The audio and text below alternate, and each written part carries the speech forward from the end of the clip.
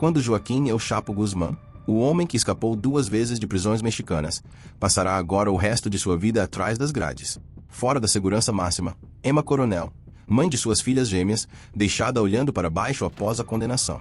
Chapo foi enviado para cá para sempre. A Supermax Hermética no Colorado. Em 19 de julho de 2019, El Chapo entrou em sua cela 75 em Florence, Colorado, dando um basta ao seu reinado como o narcotraficante mexicano mais procurado nos Estados Unidos. Este momento marcou não apenas o fim da linha para El Chapo, mas também o início de sua vida nesta miniatura do inferno. Inception disse que eram as condições mais desumanas que já experimentei. Sofro de dores de cabeça diárias. Não vejo o sol nem respiro ar fresco desde que pisei neste país. Sou torturado 24 horas por dia. Isso foi parte de uma carta escrita por El Chapo a um juiz, descrevendo suas experiências terríveis na prisão mais dura dos Estados Unidos. É evidente que ele não está tendo bons momentos lá. Mas garanto, a verdadeira intriga está nas medidas administrativas secretas que ele é obrigado a seguir, aquelas que a mídia convenientemente evita mencionar. Antes de detalharmos essas medidas e o destino condenado de El Chapo morrer atrás das grades, você precisa entender por que ele está sendo submetido à tortura em terra estrangeira. O nome Joaquim El Chapo Guzmán mal precisa de apresentação. Nos anos 90, El Chapo foi um dos maiores traficantes de todos os tempos, depois de Pablo Escobar, claro. Esses dois infames senhores das drogas dominaram o narcotráfico em eras diferentes. Escobar era um chefão mais carismático que não fugia da mídia, mas El Chapo era mais astuto, operando nas sombras. No México, seu império do cartel faturava 3 bilhões de dólares anualmente. Ele cofundou o infame cartel de Sinaloa. Contudo, após a morte do agente da DEA Henrique Kiki Camarena por sicários mexicanos, El Chapo explorou o caos para subir de posto dentro do cartel. Isso levou Félix Gallardo, durante uma reunião de todos os chefões do narcotráfico no México na época, a nomear El Chapo e Ismael Omayo Zambada como líderes do cartel de Sinaloa. Entretanto, ao longo do caminho, ele orquestrou 2 das fugas mais alucinantes do século XXI. Escapar significa superar camada após camada de paredes impenetráveis de um exército de guardas que supera os presos quase 2 para 1. A primeira fuga parece cena de filme de ficção, mas quando se trata desse homem, tudo é possível. Em 19 de janeiro de 2001, El Chapo escapou de uma das prisões mais seguras do México. A parte insana, ele conseguiu isso com a ajuda de guardas e funcionários. Um dos guardas era Francisco El Chito Camberos Rivera, e com a ajuda de sua esposa Emma Coronel Aispuro, El Chapo teve toda a fuga planejada. Quando chegou a hora de sair, El Chito abriu eletronicamente a porta da cela. Escondeu-o dentro de um carrinho de lavanderia cheio de roupa suja e o empurrou por várias portas até o corredor. Mas lembre-se, era uma prisão de segurança máxima, não um corredor de 100 metros. Então como foi tão fácil? Empurrá-lo pelos postos de controle foi assustador até para El Chapo. Para contextualizar, em certo momento, El Chito tentou convencer um guarda a abrir o portão, mas o carrinho começou a rolar para trás. Imagine o terror de Chapo pensando que iria tombar e devolvê-lo à cela. Mas a mãe natureza estava do seu lado. O carrinho parou e El Chito conseguiu levá-lo ao estacionamento, onde foi transportado para fora da cidade de carro. Evidentemente, El Chapo não foi pioneiro em fugas, embora já fosse procurado nos Estados Unidos, as chances de extradição eram mínimas. 6h40 da manhã, 22 de fevereiro de 2014. Autoridades mexicanas prenderam Guzmán num hotel à beira-mar em Mazatlán após a operação da Marinha Mexicana com inteligência conjunta da DEA e do Serviço de Marshals dos Estados Unidos. A operação começou às 3h45, quando 10 caminhonetes da Marinha com mais de 65 fuzileiros navais seguiram para o resort. Agentes federais mexicanos e norte-americanos tinham informações de que o traficante estava no local há pelo menos 2 dias, num apartamento no 4º andar, sala 401. Ao chegarem, as autoridades mexicanas rapidamente subjugaram Carlos Manuel Ooi, um dos guarda-costas de Guzmán, antes de subir silenciosamente ao 4º andar por elevadores e escadas. Na porta do apartamento, arrombaram e invadiram 2 cômodos. Em um deles, Guzmán estava deitado na cama com sua esposa. Ele foi acusado de tráfico de drogas, já que não poderia ser acusado 2 vezes dos mesmos crimes. Posteriormente, foi enviado ao Centro Federal de Readaptação Social número 1, onde Joaquim El Chapo Guzmán orquestrou uma segunda fuga, que ridicularizou completamente o governo mexicano, zombando de sua estrutura prisional. Este é o momento em que Joaquim El Chapo Guzmán faz o governo mexicano parecer ridículo. 20h52, 11 de julho de 2015. El Chapo foi visto na área do chuveiro de sua cela, capturado por câmeras de segurança. A área do chuveiro era o único ponto cego. Após 25 minutos sem vê-lo nas câmeras, o pessoal foi procurá-lo. Ao chegarem à cela, Guzmán havia desaparecido. Lembre-se, esta era uma das prisões de segurança máxima do México. Mas El Chapo conseguiu orquestrar uma segunda fuga usando um túnel que ia dos chuveiros a um canteiro de obras residencial a 1,6 quilômetros de distância. O túnel tinha 10 metros de profundidade, e Guzmán desceu por uma escada. Lá embaixo havia luz artificial, dutos de ar e materiais de construção de alta qualidade. Além disso, encontraram uma motocicleta que autoridades acreditavam ser usada para transportar materiais, e possivelmente o próprio Guzmán. Mesmo com ajuda externa, ficou evidente que ele tinha acesso incomparável a recursos e mão de obra prontos para auxiliá-lo em qualquer situação. Após essas duas fugas, parecia que o México era incapaz de manter o notório traficante, abrindo espaço para os Estados Unidos intervirem. Florence, 8 de janeiro de 2016. A residência de El Chapo foi invadida por 17 fuzileiros navais do Exército Mexicano e Polícia Federal. Esta casa específica estava sob vigilância há mais de um mês após moradores relatarem pessoas armadas entrando e saindo. Comunicações monitoradas indicavam que a casa estava sendo preparada para a chegada de vovó ou tia, que autoridades suspeitavam ser código para um alvo prioritário, El Chapo. Mas antes que conseguissem passar por esta porta de aço reforçada à prova de balas, El Chapo já havia escapado por um túnel secreto, emergindo 1,5 quilômetros adiante. Ao sair do túnel, roubou um carro civil à mão armada. Um alerta estadual foi emitido para o veículo roubado, e a Polícia Federal o encontrou cerca de 20 quilômetros ao sul de Los Mochis, perto da cidade de Juan José Rios.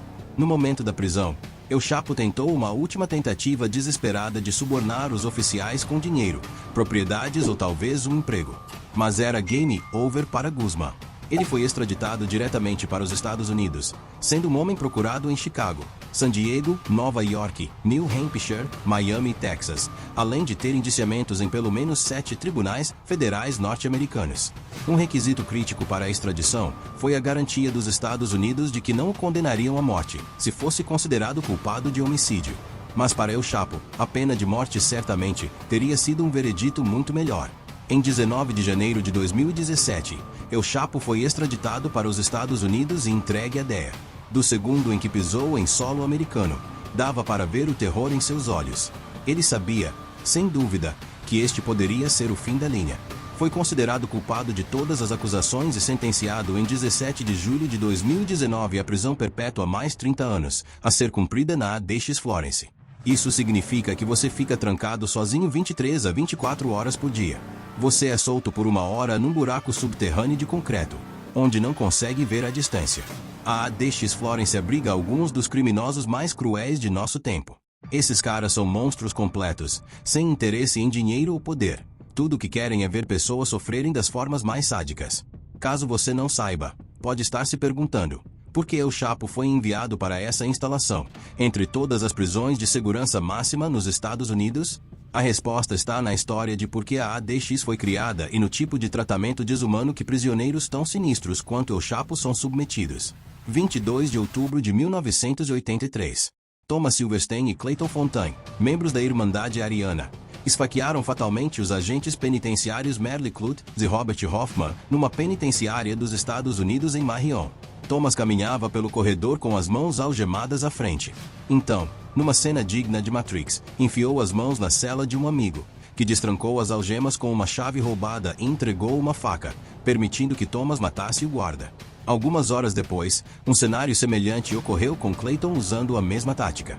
Entenda que, na época, a penitenciária de Marion era o principal centro para os piores criminosos dos Estados Unidos. Porém, quando esses incidentes ocorreram, ficou claro que mesmo entre os mais perigosos, alguns precisavam de uma instalação mais intensa e segura. Foi assim que nasceu a ideia da ADX. A ADX foi feita para abrigar pessoas sem consideração pela vida humana. Esta não é uma prisão que os detentos comandam. Nós comandamos.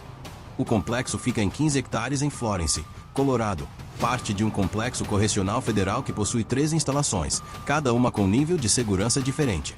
A maior parte da instalação está acima do solo, projetada para abrigar no máximo 460 presos. Por algum motivo, nunca atingiu capacidade total. Em novembro de 2023, a ADX abrigava 332 detentos em 6 unidades diferentes. Todo detento foi enviado para lá por demonstrar sinais de ser perigoso demais para uma prisão normal. Assim como El Chapo, essas pessoas ficam confinadas em celas individuais 23 horas por dia. Quando autorizados a sair, Só podem ficar numa área ligeiramente maior por apenas 1 hora. Pode ser 1 hora, 4 horas ou qualquer horário escolhido pelos agentes. Durante a hora livre, são levados com algemas, grilhões ou ambos, dependendo da periculosidade. Para El Chapo, está constantemente com ambos, pois não podem arriscar perdê-lo de vista nem por um segundo. Os presos podem se movimentar, exercitar ou meditar num buraco subterrâneo que parece uma piscina vazia. Sim, a piscina é maior que a cela, mas muito menor do que você imagina. Quão pequena? Cerca de 10 passos em linha reta ou 30 em círculo. Isso dá uma ideia clara dessa chamada área externa. Contudo, nem todos enfrentam medidas tão rígidas. Quanto mais tempo uma pessoa fica lá e melhor seu comportamento, mais tempo ao ar livre ganha. Mas se um detento se mostrar incorrigível, pode passar toda a sentença trancado na ADX. No entanto, quando se trata de dieta e alimentação, as coisas pioram. As refeições são servidas aos presos e verificadas minuciosamente para garantir que não possam ser usadas para ferir eles mesmos ou os agentes, e também para manter as celas limpas. Presos trazidos de outros lugares podem comer num refeitório compartilhado, mas detentos tão perigosos quanto El Chapo recebem as refeições entregues por agentes. Quando El Chapo termina de comer, a bandeja é inspecionada para garantir que ele não quebrou um pedaço para usar como arma. Sua cela tem uma cama, uma mesa e um banco, todos feitos de concreto puro. Ao lado da porta há um vaso sanitário projetado para dar descarga uma vez por vez, sem alavancas. Sua cela é uma das poucas com chuveiro interno, programado por temporizador. Há também uma pequena pia sem torneira potencialmente perigosa. Algumas celas têm espelhos de aço parafusados nas paredes, outras têm televisores. A de El Chapo, em particular, tem uma TV de 13 polegadas, mas os programas são monitorados. Ele só pode assistir conteúdo recreativo, educacional ou religioso. Também recebe livros e revistas se quiser ler, mas duvido que haja muita leitura ali. Outro ponto são as paredes. A ADX tem apenas uma janela de 10x10 cm, projetada para impedir que os presos saibam sua localização exata no complexo. Para um preso como Chapo, é quase impossível orquestrar uma fuga quando ele ou pessoas de fora não têm ideia de onde está. Fora da cela há uma infinidade de detectores de movimento, câmeras e 1.400 portas de aço controladas remotamente. Os guardas no centro de controle monitoram os presos 24 horas por dia. Eles também têm um botão de pânico que imediatamente fecha todas as portas do lugar. Além disso, há sensores de pressão e cercas com arame farpado de 12 pés ao redor do perímetro, patrulhadas por agentes fortemente armados. Se alguém passar por tudo isso, há 12 torres de vigilância prontas na estrada que leva a ADX Florence. A essa altura, só a ideia de escapar deveria ser aterrorizante. Quantos homens ele teria que subornar? Quantos guardas contornar só para sair? Mas por mais pesado que tudo isso soe, há mais algumas coisas que tornam este lugar ainda mais horrível.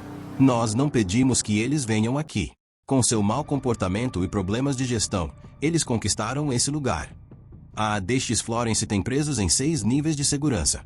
Um dos níveis é a unidade de população geral, e abaixo dela está um bloco celular conhecido simplesmente como H-Unity, onde nosso amigo El Chapo é mantido. Observam ele o tempo todo. Segundo seus advogados, ele não dorme, é assediado por agentes e sua família não pode visitar. Mas por mais alto perfil que tenha, El Chapo não é a pessoa mais perigosa aqui. Há uma unidade chamada Range 13, lugar para aqueles que precisam do controle mais rígido e para criaturas classificadas como animais assassinos impiedosos. É loucura pensar que El Chapo não está lá, ao contrário de alguém que você talvez conheça, Hanzi Yousef. Nascido no Paquistão, Hanzi Yousef foi condenado em 1994 por conspiração terrorista e outras acusações relacionadas ao atentado de 1993 ao World Trade Center, que matou 6 pessoas e feriu mais de 1.000. Em 1996, Yousef também foi condenado por planejar a Operação Bojinka, um plano frustrado concebido pelo alto membro da Al-Qaeda, Khalid Sheikh Mohammed, para explodir 12 aviões em 48 horas. Enquanto Chapo fez muitas coisas, alguns argumentariam que os crimes de Hanzi realmente lhe garantiram um lugar na Range 13. Outro detento deste inferno é Thomas Silverstein, um dos 2 homens por trás da ideia do Escritório Federal de Prisões de construir a ADX Florence. A essa altura, uma coisa é certa: não há absolutamente nenhuma maneira de El Chapo planejar uma fuga da ADX. Contudo, há uma pequena brecha que ele poderia explorar para recuperar sua liberdade. A brecha. Em janeiro de 2022, a condenação de El Chapo foi mantida por um tribunal de segunda instância nos Estados Unidos após advogados tentarem basear-se em alegações de má conduta do júri, relatadas 8 dias após sua condenação em 2019. Havia uma história alegando que os jurados foram expostos a informações não admitidas como prova no julgamento, incluindo alegações de uma testemunha cooperante de que El Chapo drogou e estuprou garotas. Isso deu à defesa de El Chapo uma vantagem para macular o júri e alegar que sua condenação deveria ter terminado em anulação ou a sentença revertida. O tribunal não comprou essa história fabricada e manteve a condenação. No entanto, numa tentativa desesperada de tirar El Chapo deste lugar, surgiu uma nova estratégia: El Chapo manter um comportamento exemplar. 2 unidades dentro da ADX permitem que detentos circulem livremente e interajam com outros em sua ala. Esta unidade, porém, só é aberta a presos que demonstram bom comportamento por um período determinado. Se continuarem assim, há uma chance real de serem transferidos para uma prisão menos rigorosa nos Estados Unidos. Então, se El Chapo de alguma forma conseguir sair para uma prisão inferior, talvez consiga realizar uma de suas fugas clássicas. Outra forma de sair da ADX é explorando críticas sobre questões de saúde mental. Apesar das medidas rígidas, muitos assassinatos ocorreram neste lugar devido a colapsos mentais. Em 21 de abril de 2005, 2 detentos, Sylvester Rivera e Richard Santiago, foram pegos em vídeo espancando brutalmente e esfaqueando até a morte Manuel Torres, um mafioso mexicano de alto perfil dentro da instalação. Imagine, criminosos na ADX ainda cometendo assassinato. O próximo passo lógico seria condená-los à morte e enviá-los ao corredor da morte, mas por alguma razão desconhecida, permaneceram na ADX. Além deste incidente, houve um total de 8 suicídios dentro deste lugar, fato que repousa sobre as condições extremamente severas da ADX Florence. Eles são criminosos, mas ainda humanos, certo? Além disso, há presos que não cometeram crimes tão brutais quanto El Chapo ou Hanzi e Joseph. Em 2012, 11 detentos moveram uma ação coletiva federal contra o Escritório Federal de Prisões. A ação alegava abuso crônico e falha em diagnosticar adequadamente prisioneiros que sofriam de doenças mentais crônicas. Também em 2020, um magistrado britânico recusou-se a extraditar Julian Assange, fundador da organização sem fins lucrativos Wikileaks, para os Estados Unidos porque sentiu que ele seria submetido a confinamento solitário e medidas administrativas especiais na ADX Florence. Felizmente para Assange, o Tribunal Superior de Justiça da Inglaterra concordou em extraditá-lo, sob a premissa de que ele não seria submetido a medidas especiais nem preso na ADX. Convencer um juiz competente de que El Chapo deve ser transferido para uma prisão menos rigorosa com base em bom comportamento é difícil, mas é basicamente sua única esperança neste momento. Isso pode ser somado ao fato de que seu encarceramento mal mudou algo no México. O cartel de Sinaloa continua sendo uma das organizações de tráfico de drogas mais poderosas e prolíficas. Ainda controla uma rede mundial de contatos movendo cocaína colombiana e metanfetamina mexicana para os Estados Unidos, controlando portos marítimos para trazer drogas e precursores químicos de todo o globo, enquanto gerencia os túneis multimilionários construídos por El Chapo para contrabandear toneladas de maconha e cocaína. Isso sem mencionar os exércitos de assassinos e capangas envolvidos diretamente em extorsão, sequestro e lavagem de dinheiro para o cartel. Talvez o mais importante, Sinaloa ainda controla a última milha nos Estados Unidos, usando a rede de distribuição atacadista para colocar drogas nas mãos de gangues locais e traficantes de rua. Após a prisão de El Chapo, o cartel se dividiu em facções, uma liderada por seu parceiro de longa data Elmayo Zambada, e outra por seus filhos adultos, conhecidos como Los Chapitos.